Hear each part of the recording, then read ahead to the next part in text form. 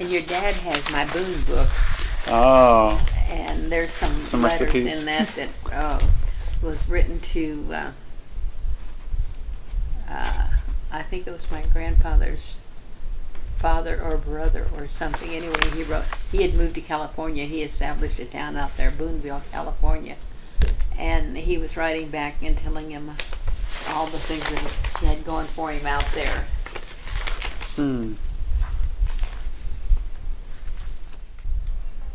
Sally. Emily Hinton Boone. That's my grandmother. That's your grandmother. Your great grandmother. Mm-hmm. Do you remember her at all? Oh yes, we used to go by her house. She used to live, when you're going down 13 towards Springfield, after you pass Clinton, they lived just about 5 or 10 miles out on that highway, and they had a little farm out there when I first come down. And they got up every morning and milked the cows, and my grandmother would strain the milk, and then my grandpa would take it to town and deliver it to his customers. And they liked his milk real well because it was real rich, and they could, Grandma had these milk bottles that I guess that people would wash them and she'd get them back. And anyway, then she would just strain this milk and put it in these bottles, and he would take that to town. And as I said, they liked his milk because it was so rich, the cream would come up on top of it, just like you'd have for whipping cream or something. Right. And of course, it wasn't homogenized or anything like that. Who knows how clean it was, but. But anyway, they did that when I first came down to Clinton in 1946. So you weren't born in Clinton? Oh no, I was born in North Dakota.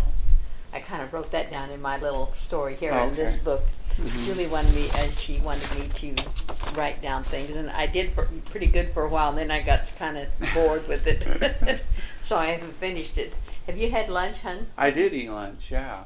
Well, do you mind if I ask you a few questions about growing up in your life? You were talking about your grandparents. What else do you remember about them? Like, you said you grew up pretty close to them. I did after I moved to Clinton. How old were you when you moved to Clinton? 13. 13. So you grew up in North Carolina until then? No, I grew up in Montana. Born in North Carolina, or North Dakota. I was born up really close to the Canadian border, at a little town named Bowbells, North Dakota.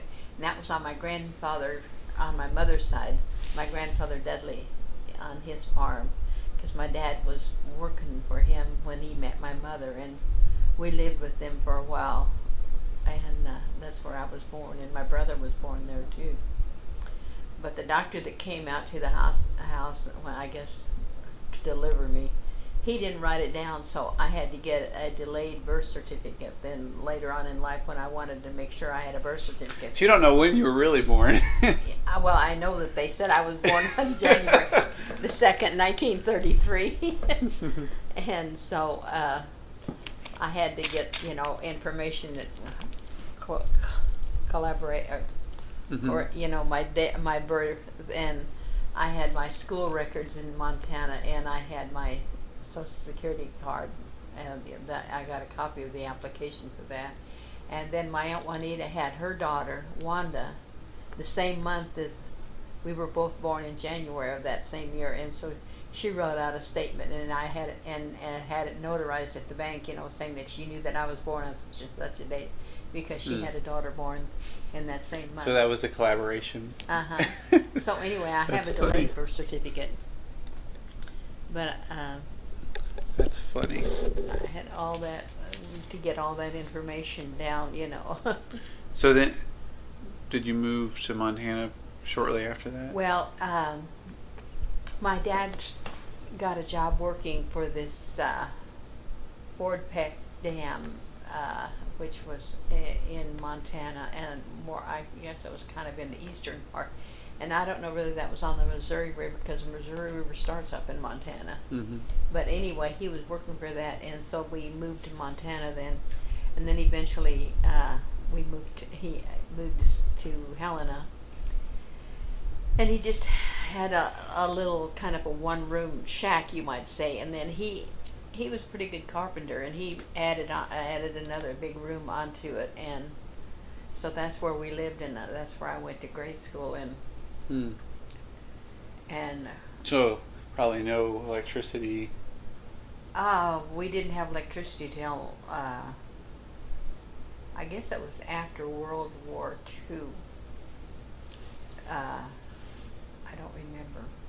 I remember that we just got the hot water in the house shortly before I moved down to Clinton. I went down to Clinton to visit my grandparents and my aunts. And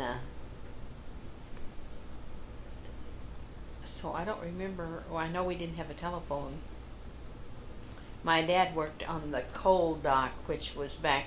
I wrote that down in there when they were all steam engines on the railroad then, and they burned the coal to make the steam and to run and the coal dock was up way high, and the coal cars were pulled up like on a cable, and then the coal was dumped out there, and the men had to break it up and put it down in these chutes, and then the trains would come underneath the chutes, and then they would fill up the train. And that's what your dad did? He was foreman of that coal dock. And then too, he worked for the WPA. I don't know whether that was before the war or after the war. I think it was before the war. And then he worked on some of the projects that they built after the war. And he was also kind of self-employed.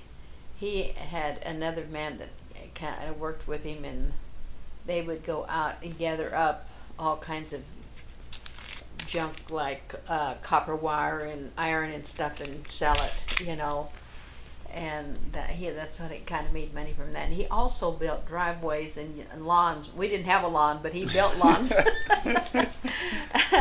He built these driveways, and he used red shale, and it's kind of like a rock that's kind of like a red shale like off of the rock. And okay, like a slate? Yeah. Instead of gravel, that's what they used to make the driveways, and he built those around town. And so he never went to war, though? No, he was already married and had all these kids, and I think he's probably too old. I don't know if he was too old, but anyway, we had this big family, so he probably never had to go to war because he had because I had all these brothers. I only had one brother older than me, and then I had all these younger brothers. My brother Fred was the oldest one, and then I was next in line. So Fred was named after his dad? Yeah, after his grandpa. Oh, his okay, yeah. And then Tom was after me, and then Bill, and then Melvin, and then Eddie. All of my younger brothers, and so there was a house full of us, and the problem was my father, ran around with all these men that worked on the railroad, and they all drank like fish, and so he was kind of an alcoholic, and he always had a liquor bill at the saloon, and it was higher than the grocery bill was, so. We just didn't have very much money at all, and so that's why I wanted to stay down at Clinton. When I went down to visit my Aunt Gussie and my Uncle Tommy, asked me if I wanted to stay down there with them, and I really did. Then it was a blessing because my Aunt Gussie was an excellent cook and an excellent housekeeper, and she's the one that taught me how to cook and how to clean house and so forth. We all had chores to do, and I didn't really like that idea. So that's the origin of your baking and cooking, is from your Aunt Gussie? Yes, My mother was a good cook, but she didn't have very much to cook with. And we didn't have a refrigerator when I was growing up, so Daddy had to stop at the grocery store and buy meat every day because you couldn't keep meat. And we never had fresh milk.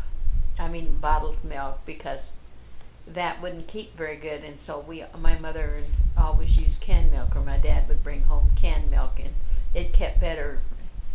We didn't have any way of keeping anything cool except it was down the cellar, which was just like you dug a hole down underneath the house, and so only a few hours it could stay cool. We never had Jell-O in the summertime. We had Jell-O in the wintertime. Because in the wintertime we could set it out on the porch, so it was set up.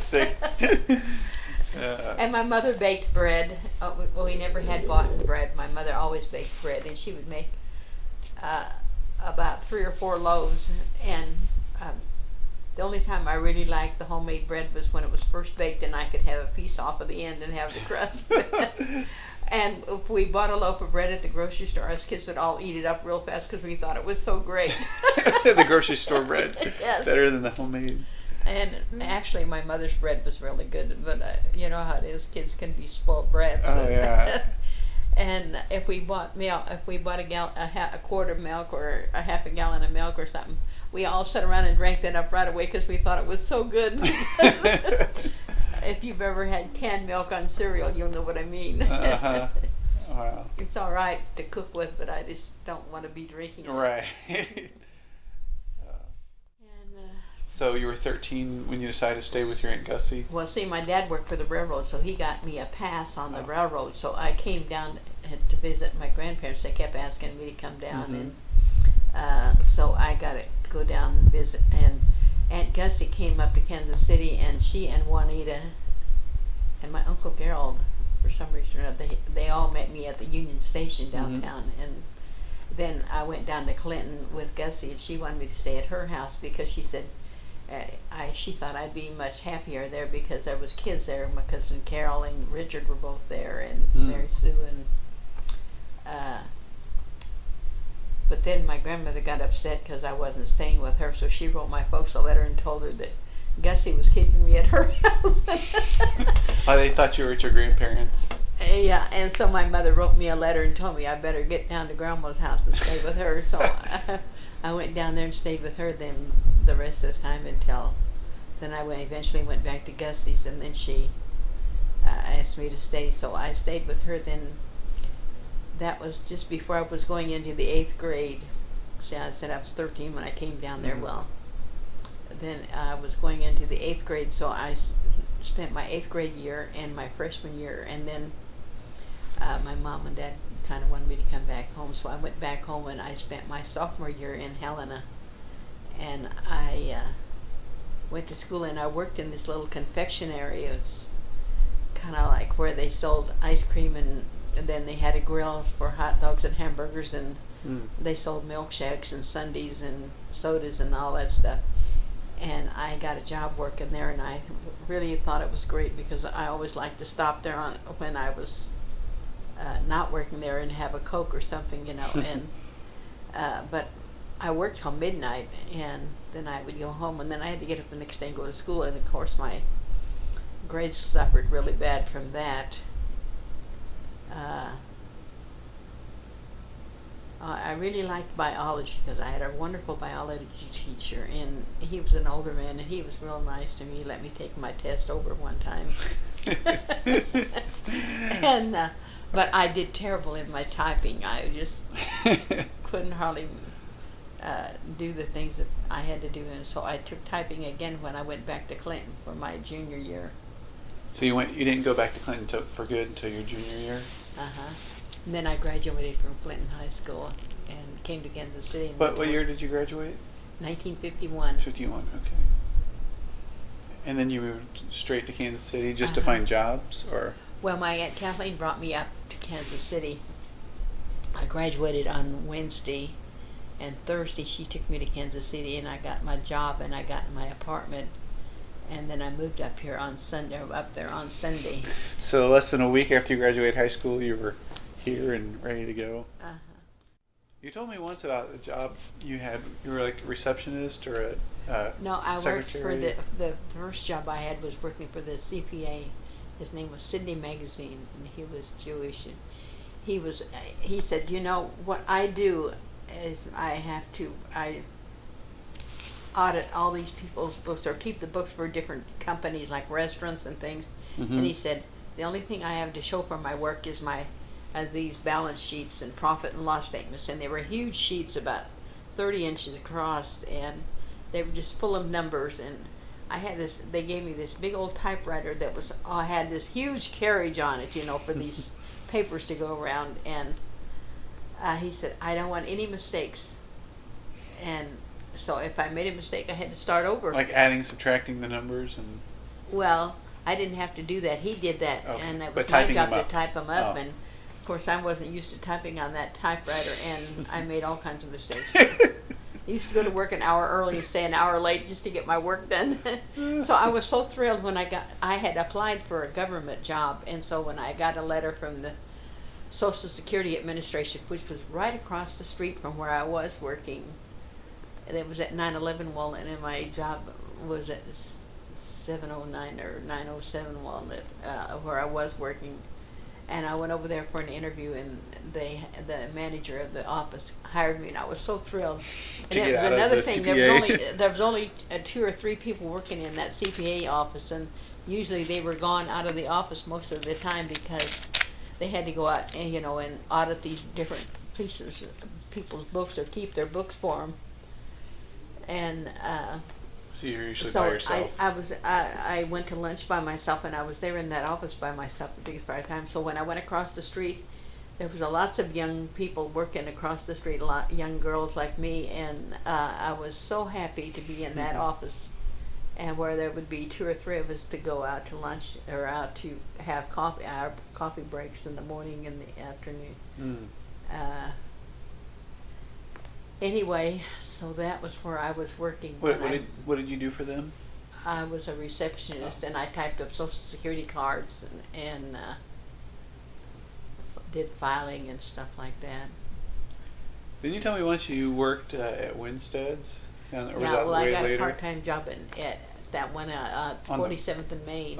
Near the plaza? Uh-huh. Yeah. And I didn't work there very long because it was too hard to work there and then get up the next day and go to work, and I didn't want to lose my day job, which was much better and paid a lot more. Mm-hmm. And so I just worked there a short time, and then I worked a short time at Cat's Drugstore, which was at Linwood and Troost. And see, I live right off of Linwood. I don't know if you know much about Kansas City, Missouri, but Linwood Boulevard is the same as 32nd Street. Okay. And I lived on 33rd Street, Mm-hmm. 33rd and Wayne. And so I just would walk home at night after I got through at that drugstore. And at that time, your grandpa was laid off from General Motors because there was a big steel strike, and they couldn't build cars without the steel.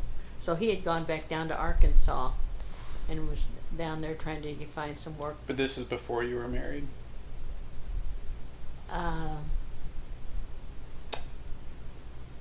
Yeah, it was before we were married. I think that was in the summer of 52, and we got married in November of 52. So that was only a year and a half after you moved to Kansas City. Did you meet him like right away? I met him in December of 51. 51, and So that was shortly after you moved to Kansas City. yeah, I moved to Kansas City in May of 51, and then I met him in December. My roommates were all big party girls, and they were always having a party. B.O.B., bring your own bottle. And they would invite all their friends, and then if you were a friend of a friend, you were welcome to come, and that's how I met your grandpa. He was a friend of a friend. This guy that he worked with at General Motors told him that he was going to a party, and he said, "You want to go?" And of course your grandpa said, "Oh sure, I want to go." This was at your roommate's apartment? We lived on the 3rd floor of this apartment building, and the reason that I moved there was because my Uncle Gerald's sister Ruth was living on the 1st floor, and Kathleen, she had told Kathleen there was an opening up on the 3rd floor. We all paid our rent separate, but each one of us, like he would put 4 girls, there was 2 bedrooms, a kitchen, a dining room, and a living room in these apartments, and he would rent out to 4 girls, and so 2 girls would naturally have to share a bedroom. But you each paid separately. It's $14 every 2 weeks. You might say $1 a day. Well, so you met him in December, and then you guys got married just a few months later? No, we didn't get married until the next November. Oh, okay. So we dated a year almost. Oh, okay. We had a good time because he would come over on Saturdays, and we'd go swimming or go out on a picnic or something, and we went out to the movies a lot, and he's very generous about taking me out for dinner and things like that, Well, he was courting you. Yes. So we had a good time, and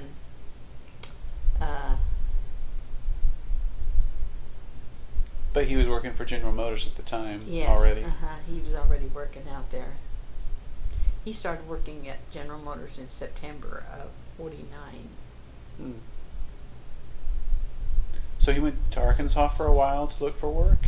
Well, he was down there. Went down there During the strike? When they were off on strike. Mm. Well, I guess General Motors at that time was not on strike. It was the steel strike.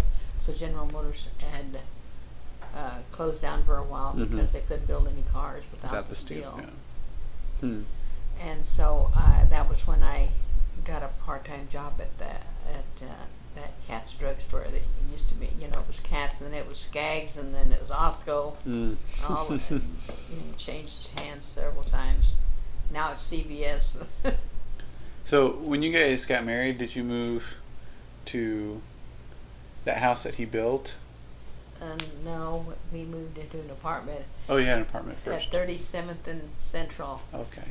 And it was right off Broadway. Mm-hmm. We were close to the Uptown Theater. We were Yeah. close to Sydney's Restaurant, which was a popular restaurant. And there were several. There was a chain at that time.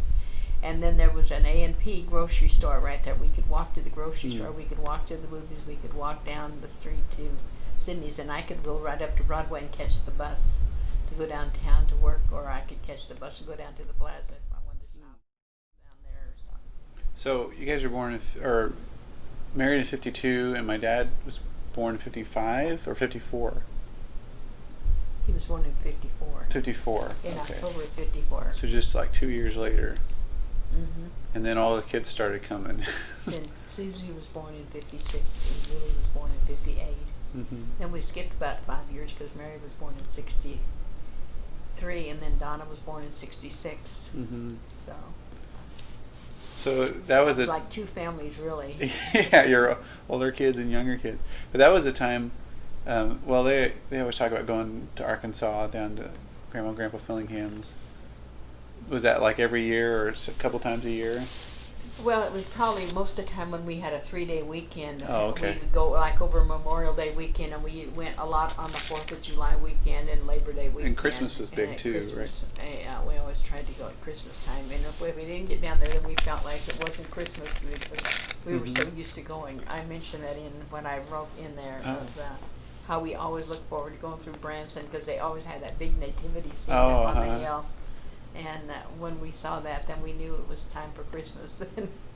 So, did you know his parents very much before you guys got married, or did? Well, we visited quite a few times before we were married. So you did know them and stuff. And his mother was such a doll. She was so good to me. Really? And Grandpa was too. And your Grandpa Fillingham was too. See, I know I was born before they died, but I don't remember them at all. You were real little when we went down for Grandma Fillingham's funeral. She died in January, and we had her funeral on right on Valentine's Day, I believe it was. And it had started to thaw, and we were going through. Eddie had to get out his tractor and pull us out of the mud from the barnyard. It was so muddy, and we were trying to get across the creek that way, or across that field down there that was in front of their house, and go across the creek that way and get up to the house. And Eddie had to get the tractor out and pull us out of the mud. And your mother stepped out of the car, and her shoe stuck in the mud, and she had get her shoe out of the mud without like standing on one foot because her shoe had come off and stuck in the mud there. But we had lots of fun, and the kids enjoyed going down there, especially in the summertime. Eddie would kind of push up the rocks and kind of dam up a little spot for the kids to swim in. But we had to always go across this 2x6 that was on, that they would have a chain hooked onto it so it wouldn't float away on that creek. That was your bridge? That was the bridge to walk across.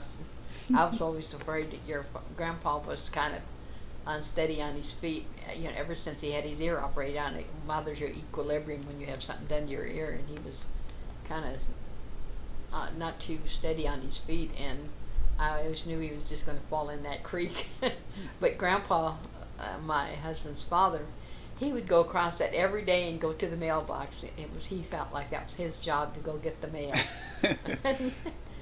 So how long had they been on that farm? Do you know when they bought that? I don't know when they moved there. But it was quite a bit before. Probably back in the 30s. Oh, okay. Sometime or another. I'm not sure. But what do you remember about Grandma and Grandpa Fillingham? Like I said, I don't remember anything about them. Well, when I first went down there, they were milking all these cows, and I know he would go to the barn, and Eddie would go to the barn, and sometimes I guess when Guthrie would go down, he would help them too.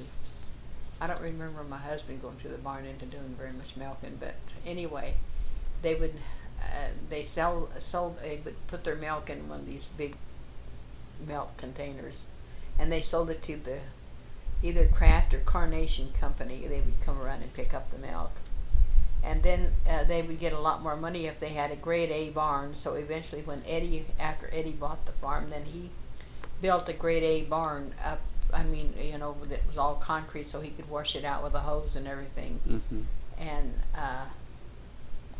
the milk went right into a cooler, so I guess it was a lot better. And so then I'm sure he got more money for his milk and so forth. And then he had electric milkers besides that, Mm-hmm. where before that they milked all by hand. And Mm-hmm. it's a lot of cows to milk. So they all grew up on the farm, though? Your husband and all his brothers and sisters? Yeah, Eddie and Betty and Evelyn and June and Marion all were raised on that farm down there in Arkansas. And it recently burnt down. I saw the picture. Mm-hmm. Did you see the picture? Uh-huh. Yeah, that made me very sad because I have memories of going down there still, even though I don't remember Grandma and Grandpa. I remember going down there when when Eddie and Betty lived there. Uh-huh. And your grandpa, well, I guess it'd be your great-grandpa, was in World War I. He got the Purple Heart for when he was stationed in France, and they were fighting in France for some. I don't know what he did, but he got the Purple Heart. He got injured in France. Uh-huh.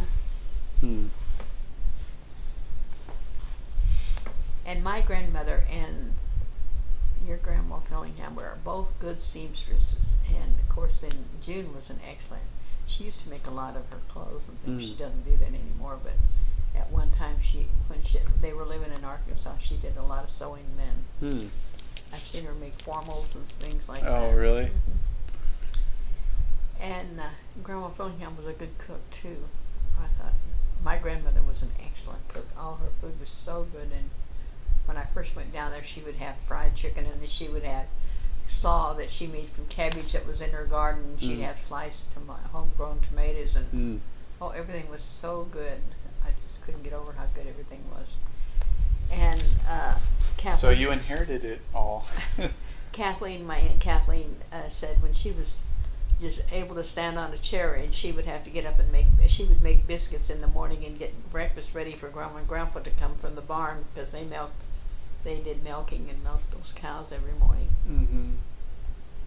So that was the kind of thing where they were up with the sun to go down there. Did they usually 5 o'clock in the morning? 5 o'clock. Did they have to milk twice a day? Uh-huh. That's why they could never get away from the farm, because they had That's to the be way there. with Eddie and them. They never While took they any were there, vacations, yeah. because they always had all that milking to tend to. Yeah, they always had to do it. Twice a day, every day. I never wanted to be a farmer's wife where you had to be there 7 days a week, every day, holidays, everything. Christmas morning, you got to get up and milk the cow. Yeah, we used to have to wait till Eddie would get through at the barn and come to the house before we could have our Christmas on Christmas morning. And of course the kids were anxious to have it. Yeah. I bought a frame for that little picture that's over there on the table. Oh. I haven't got it in the frame, but the frame's laying there. I'm going to put it in, and I need to get out one and buy me another frame for Noel's picture. So what would your kids do on the farm down there? Just run around, get dirty? Oh, they love to go to the barn. To the barn? And besides playing the creek, they like to go down to the barn and watch milk and stuff like that.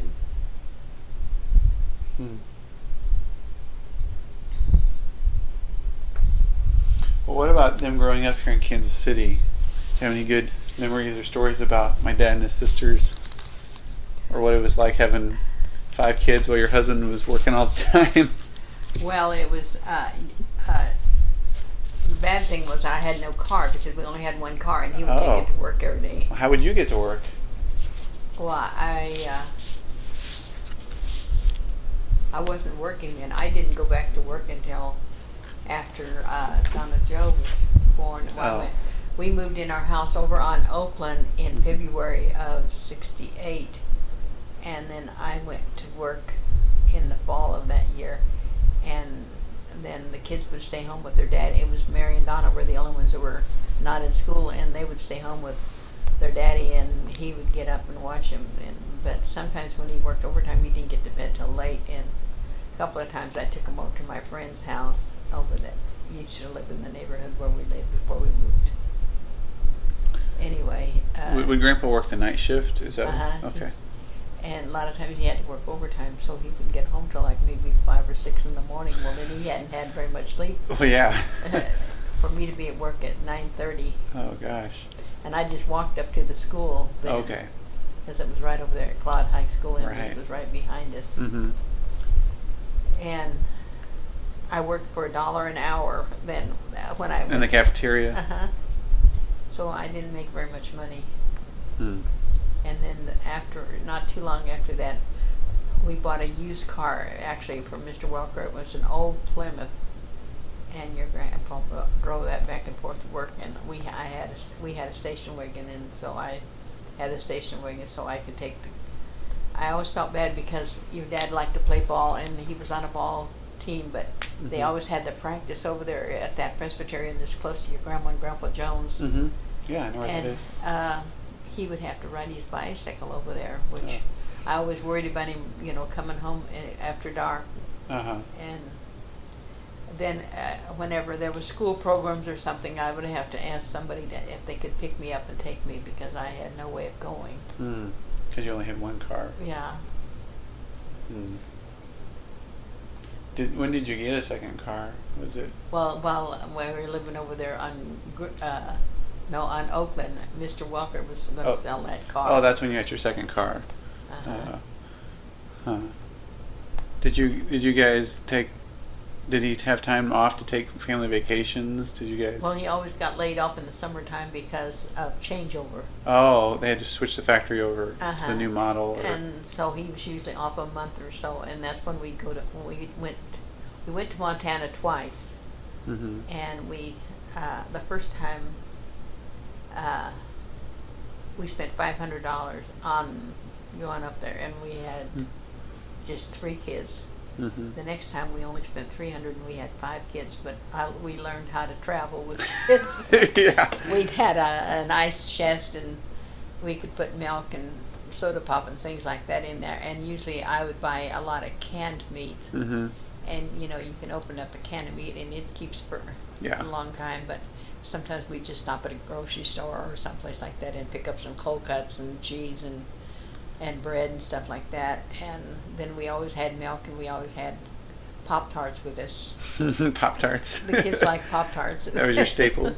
I know he's told me on trips you would see signs that would say ice cold water 10 miles ahead, or last bathroom for 50 miles, or not as convenient as today, I guess. We stopped at a lot of rest stops and would eat our picnic lunch, and the kids would get out and run around, which kind of wore off their energy. And then we usually tried to go out for a nice dinner in the evening and take the kids out to the restaurant and some. So actually, we had breakfast in our motel rooms, usually, as I said, with the cereal or Pop-Tarts or something like that. And then we'd have a picnic lunch at noon, and then we'd eat out at night. So that saved us a lot of money. And the first time we went, a lot of times we'd take the kids in, they would order something for breakfast, and then they wouldn't eat it. And so we found out. Of course, at that time, they didn't have like McDonald's and Wendy's and places like that served breakfast sandwiches or something. Yeah. So it would have been a lot cheaper if we could have eaten like that. And but we had a good time. This is when you went to Montana on the trips.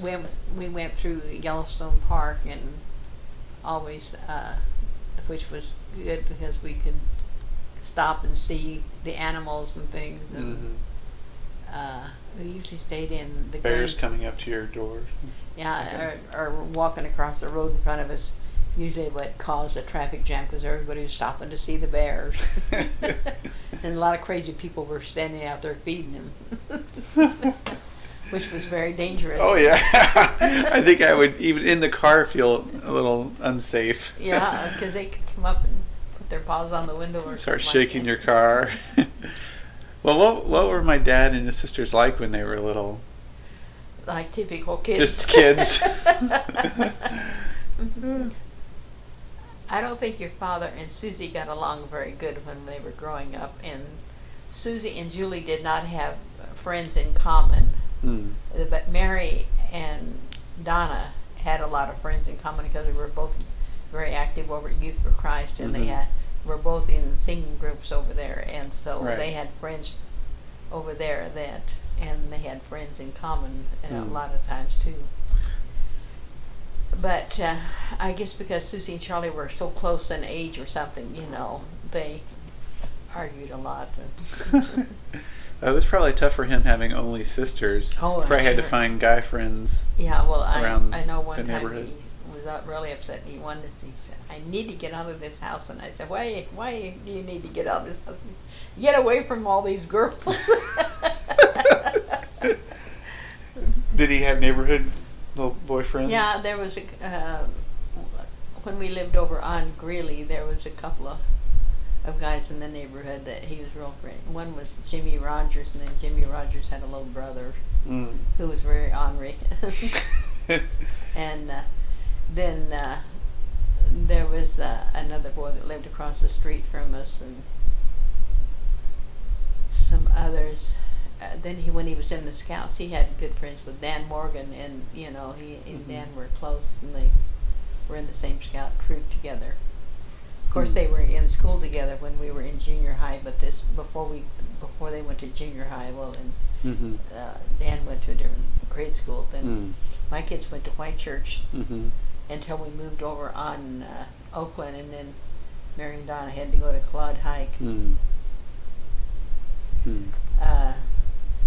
Julie was very,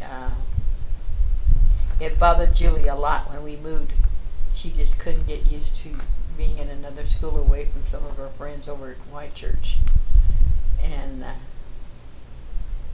she used to come home for lunch and a couple of times. See, Mondays was the only day that your grandpa and I had time to go to town and do our banking and stuff like that because he worked all during the week, and was doing, so once or twice she'd come home and she was real upset because we weren't there, and so then I just started having her eat at school. But Susie never liked to eat at school. She always wanted to come home for lunch. Oh, they let them come home for lunch that time? Yeah, at that time they did. They didn't really want them to, but they could. There were some kids that lived up the street from us, the Dyes, and they got to come home for lunch, so they had to let my kids come home for lunch. Right.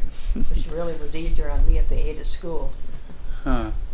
So you didn't see your husband a lot if you were working days and he was working nights, just kind of meeting. He still wanted me to fix him lunch when I came home before he went to work. And, right.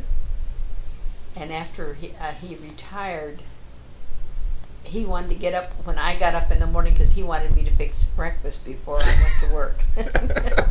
And he would, as soon as I'd leave for work, then he'd go in and lay down on the couch and take his morning nap. His morning nap. And then he would get up and take his walk. Mm-hmm.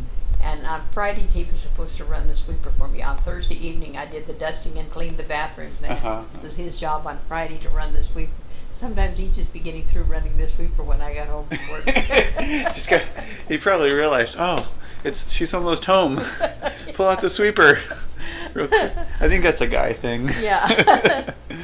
But yeah, you probably, all that time he was working. Did he work nights his whole career, or? He worked nights for 25 years, and then about the time that Mary and Donna was probably in the 5th or 6th grade, he finally started working days. He went on days, but he made more money working nights, so that's one reason he worked nights for so long. They paid extra for the night shift. So you probably had to get reacquainted after you started seeing him. Well, it was quite a change, but at least I had somebody to help me do the chauffeuring, because Yeah. the kids were like in scouts at different times, Oh, and gosh.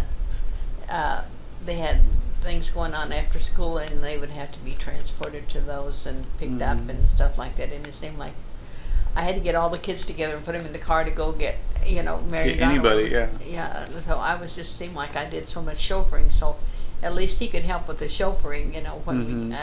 And then another thing, I was used to being by myself in the evening, and I could go to bed when I felt like it. But when he started staying home working days, then he wanted to go to bed at 9 o'clock because we had to get up real early in the morning, and I wasn't ready to go to bed at 9 o'clock, and he'd sit in there and holler, "Josephine."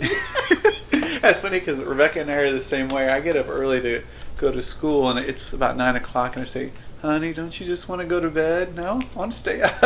It's the same thing. That's funny.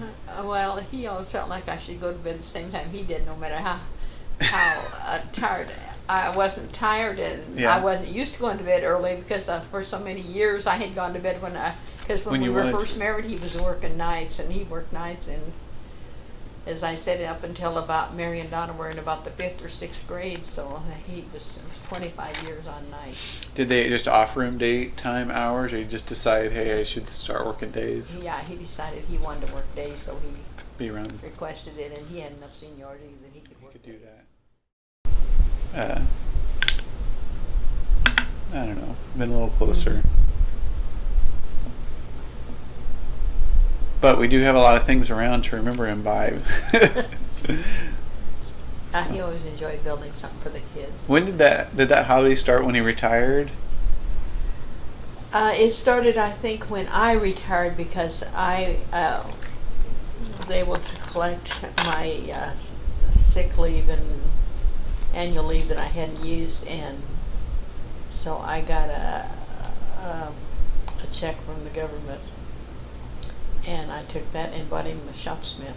And so that's when he started making. Well, that was nice of you to do with your retirement. Well, he wanted that so bad.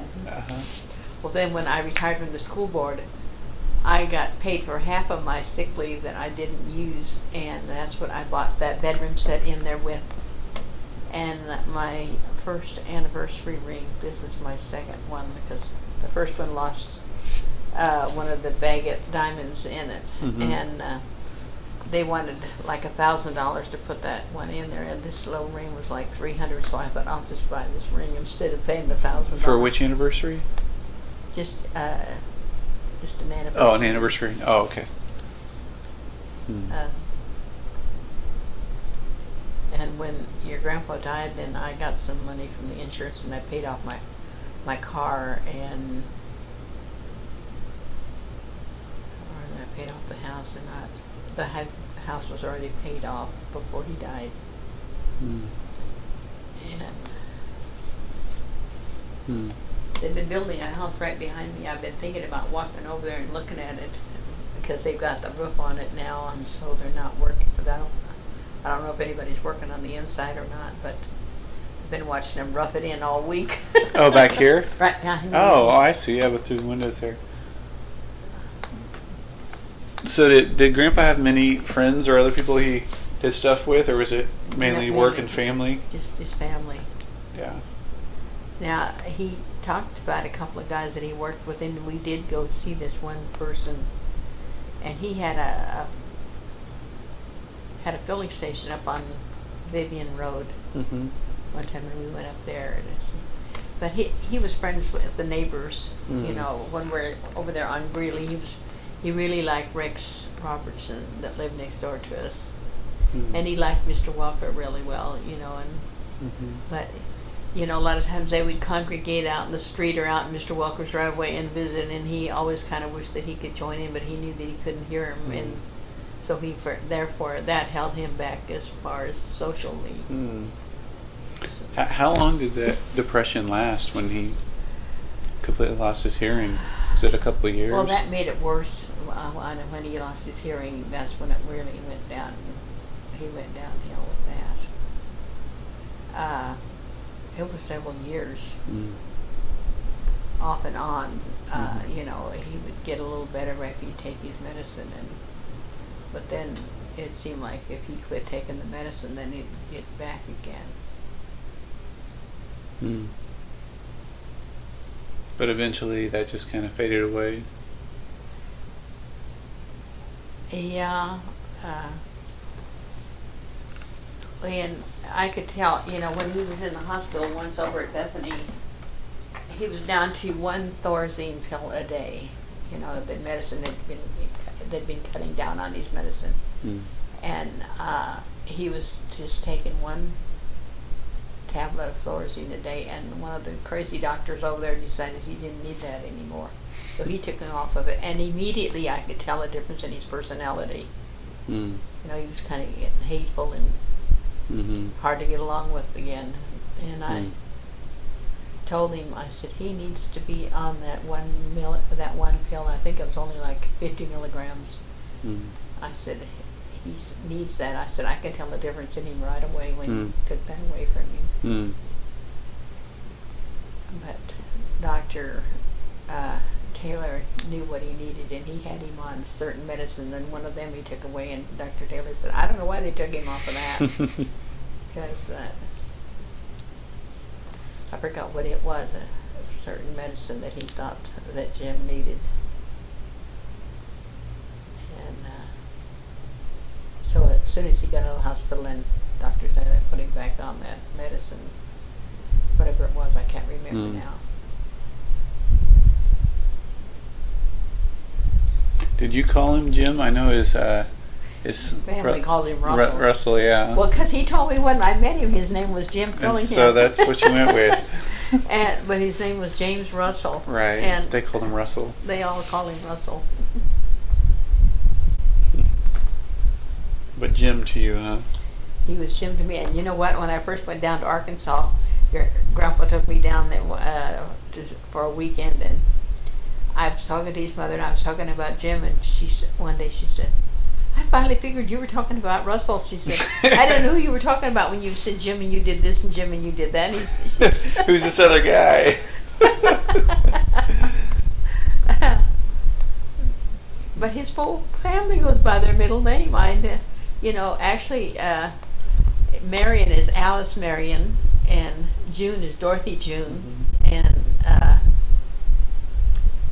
the only one that didn't go by there, and it was Charles Guthrie, and the ones that is Betty Lou and Shirley Ann. I've heard her mother call her Ann lots of times, though, instead of Shirley. Oh, really? That was Amanda and Michael's mother. Right. And I've heard her call Betty Lou just Lou. She'll say, I need to go help Lou do this or something like that. That's funny. I wonder if that's just an Arkansas thing. No, I've heard of other people in the South. I knew a girl I worked with, and her sister's name was Martha Ann, and she called her Ann. Huh. Wonder why. Well, just look at Marco and Mary. Hunt's name is James Huntley, and they call him Hunt. That's true, yeah. And they're going to call Jackson Vidal. They're going to call him Jack. They're not calling him by his middle name, but they're calling him Jack. Name. Yeah. Oh, my brother Eddie has a pretty good one of the Boone family. Oh, really? Of our family. And he went back to President. My mother was related to President Garfield somehow or another way back there, and he traced it back that far. And actually, we're descendants on the Boone side. We're descendants of Daniel Boone's brother, Isaac Boone, or Israel Boone. Is it Isaac or Israel? I don't remember. Anyway, we come down the line from him instead of Daniel Boone.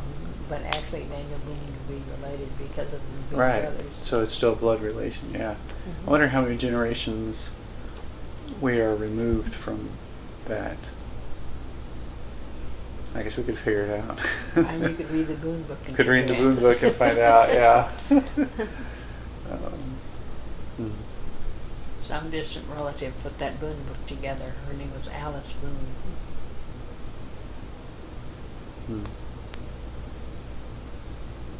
Now, how many of your siblings are still alive? All but one. All but one? my oldest brother, Fred, has passed away. But Tom and Bill and Melvin and Eddie, the rest of my brothers are all alive. You know, Eddie lives in Tonganoxie, and my brother Bill lives in Green Valley. Do you see them much? No, my brother Bill called me a few weeks before the 4th of July and wanted to know how to make potato salad and baked beans. I guess he was having a bunch in for the 4th, and you were the one to call.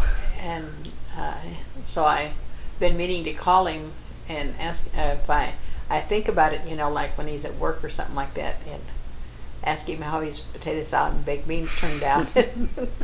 He says, I always liked your potato salad and your baked beans, and I just wondered how you fixed them. And, you know, a lot of things I don't measure, I just throw in. Right. Like when I'm making the potato salad, I usually just, you know, after I get my eggs and potatoes and all that stuff cut up and the relish, the sweet relish in there. And he said, well, could I use sweet pickles? And I said, yeah, you can use sweet pickles, but it's a lot easier to use pickled relish. Yeah. Well, see, I think that's frustrated my mom for years because she's always wanted to make your potato salad, but never been able to figure it out.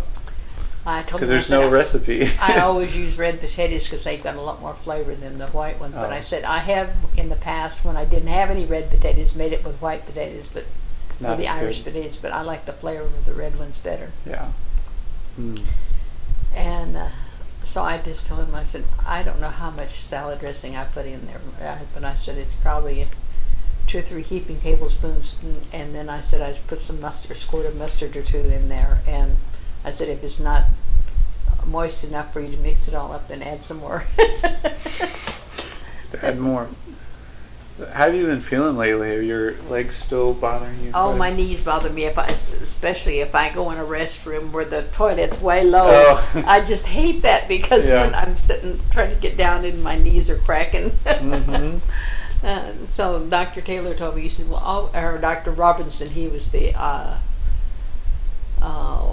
what do you call those bone doctors? Oh, orthopedic Yeah, doctors. orthopedic doctor that Dr. Taylor sent me to. He said, well, always use the handicapped restroom because those stools are higher. Yeah, and they've got little bars to help you pull yourself up. I just really like my shower because your dad put those bars in for me. Oh, yeah.